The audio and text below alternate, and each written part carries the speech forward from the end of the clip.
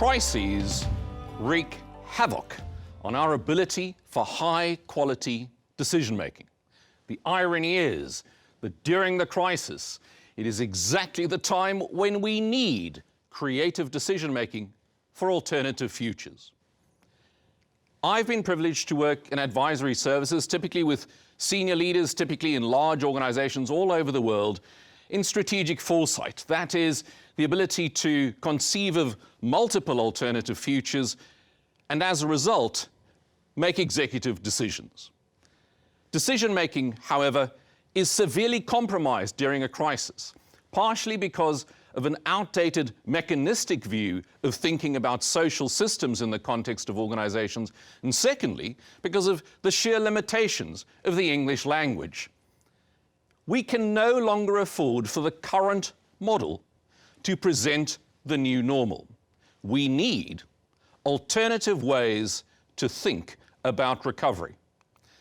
For us as futurists, we're fascinated by the idea that a decision is always and can always only be made in the present. With the present, however, comes an enormous amount of noise, particularly from the recent past. The tragedy is that those decisions made in the present are often typically based on the past. But what is that decision made for? Of course, it can only be made for one possible time, and that's the future. So, as we can see, these temporal frames of the past, the present, and the future add to the pressure that comes with the reality of a crisis. We face a number of dilemmas as futurists. Among them, when we're briefed by clients, the critique that if we present something new, well, then it's foreign. But if it's not new, well, then it's outdated. If it is foreign, then it's not local. But if it is local, well, then it's not international. In other words, clients often ask, we want something completely new, which confirms exactly what we are already doing, which recognizes our complete uniqueness, but is benchmarked against all the others who are just like us. You can see the paradoxes and deep dilemmas of high-quality decision-making. So let's start where theorists and researchers often start. When we refer to a crisis, what do we mean? Well, one way to think about that is to understand that a crisis is an often sudden and surprising event, as indeed it was with COVID, as it is with many other crises. Consider, for example, the situation in Afghanistan. That suddenness and surprising event causes a significant interruption, not a minor disruption which allows us simply to perpetuate an outdated model. This disturbs the systemic balance, not just a localized balance, and presents an appreciable threat, especially to what we refer to as the current future. That is, the future we will almost certainly all have if we were to continue the way we're doing things right now. This work's had an appreciable amount of attention from the media, not only in the general media, but specifically also in the business media. Part of the reason for that, of course, is that business finds itself under increasing pressures because of the crisis on top of a host of other challenges. You can just see, if you look at the history of the use of language like resilience, how dramatically the curiosity about this idea has risen since the 1960s and 70s. We are now in an era that may reasonably be described as the age of disruption. This is not to create some kind of sensationalized attention on change, but an objective reality of an increase in the frequency of disruption, as well as a dramatic rise in the severity of each one of those incidents. And so, one way to conceive of alternative futures is to think about performance, whether that is national performance or organizational, institutional performance, and how we're doing over time. There's a range of what most of us would say is acceptable performance.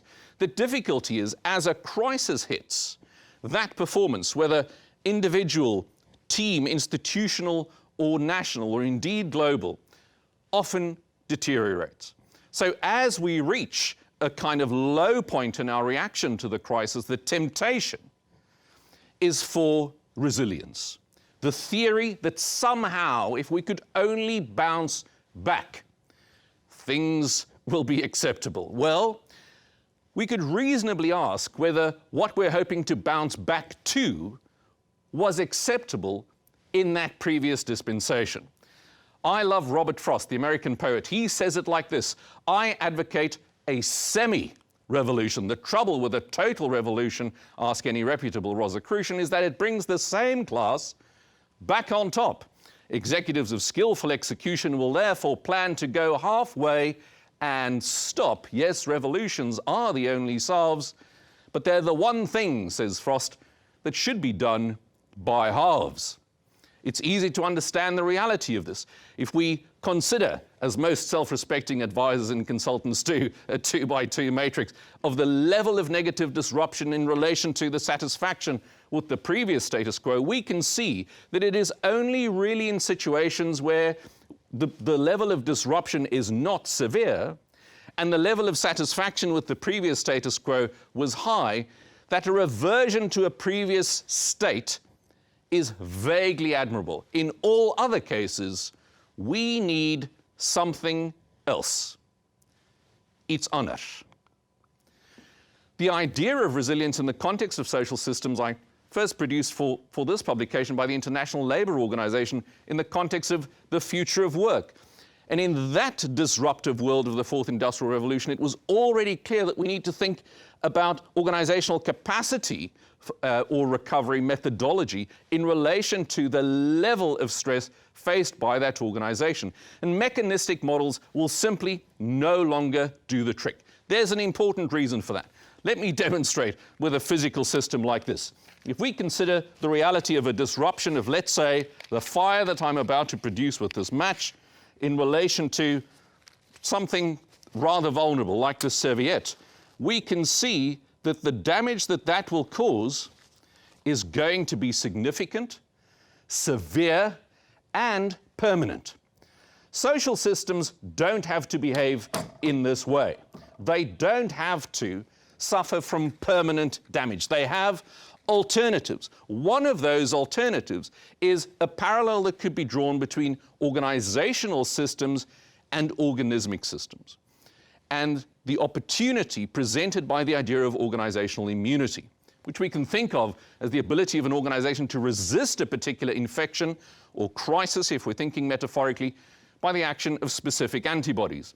It was Mithridates, back 100 BC, who first made the idea famous of inoculating yourself with some of the risks that you might face, as he took small portions of poison to protect himself against the risk that he thought he might face in the future. The reality is, though, that we face multiple simultaneous futures. In this case, not only, for example, just recovery from the global financial crisis, but of course, COVID also.